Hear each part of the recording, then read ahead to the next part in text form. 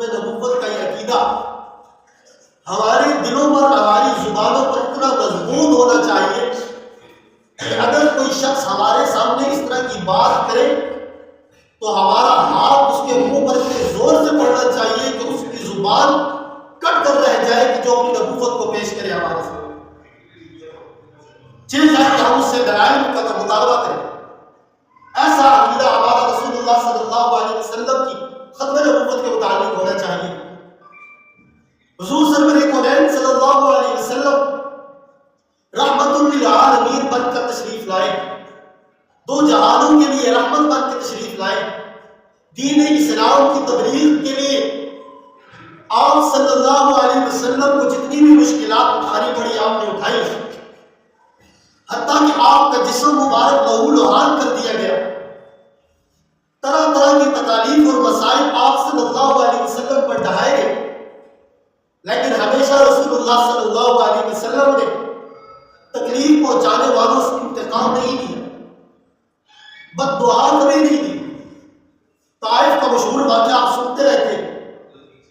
کہ جب آپ صلی اللہ علیہ وسلم کے جوتے لہو لہان ہو گئے تو فرشتے آئے اور انہوں نے کہا یا رسول اللہ آپ ہمیں حکم دیں تو ہم دونوں جانب کے پہاڑوں کو آپس میں ملا دیں، ان لوگوں کا قیمہ بن کر رہ جائے۔ تو رسول اللہ صلی اللہ علیہ وسلم نے فرمایا کہ نہیں، یہ لوگ اگر مجھے نہیں مانتے،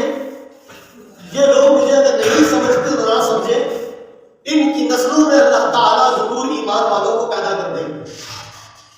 آپ اندازہ کریں اس موقع پر بھی رسول اللہ صلی اللہ علیہ وسلم نے بدعا نہیں فرمائی،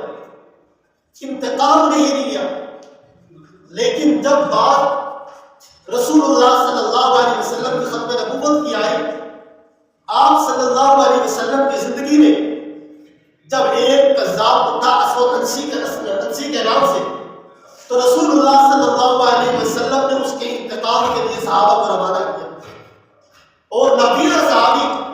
عبداللہ ابن ام مکتوم رضی اللہ تعالیٰ عنہ نے اس جھوٹے مدعی نبوت کا سر قلم کر کے رسول اللہ صلی اللہ علیہ وسلم کے دربار میں لایا۔ معلوم یہ ہوتا ہے کہ دین اسلام کی تبلیغ کے لیے، دین اسلام کی اشاعت کے لیے اگر کوئی شخص آپ کے مد مقابل آ بھی جائے تو آپ کو اس کی ہدایت کے لیے دعا کریں، آپ اس کے لیے اس کے مقابلے میں اللہ تعالیٰ سے صبر مانگیں، اللہ کی مدد اور نصرت کا مطالبہ کریں۔ لیکن جب بات رسول اللہ صلی اللہ علیہ وسلم کی ختم نبوت کی آ جائے تو پھر مد مقابل کے ساتھ مقابلہ کرنا، اور اس انداز میں مقابلہ کرنا ہے کہ رہتی دنیا تک کے لیے اس کا نشان عبرت بن جائے۔ اللہ کے نبی صلی اللہ علیہ وسلم نے فرمایا کہ میرے بعد 30 ایسے لوگ آئیں گے کہ جو نبوت کا دعویٰ کریں گے، لیکن سب کے سب جھوٹے ہوں گے، دجال ہوں گے، کذاب ہوں گے۔ ایسے ہی رسول اللہ صلی اللہ علیہ وسلم کے اس دنیا سے رخصت ہو جانے کے بعد حضرت ابوبکر صدیق رضی اللہ تعالیٰ عنہ کے زمانہ خلافت میں مسیلمہ کذاب نے نبوت کا دعویٰ کیا، تو اس کے ساتھ بھی حضرت ابوبکر صدیق رضی اللہ تعالیٰ عنہ نے اعلان جنگ فرمایا،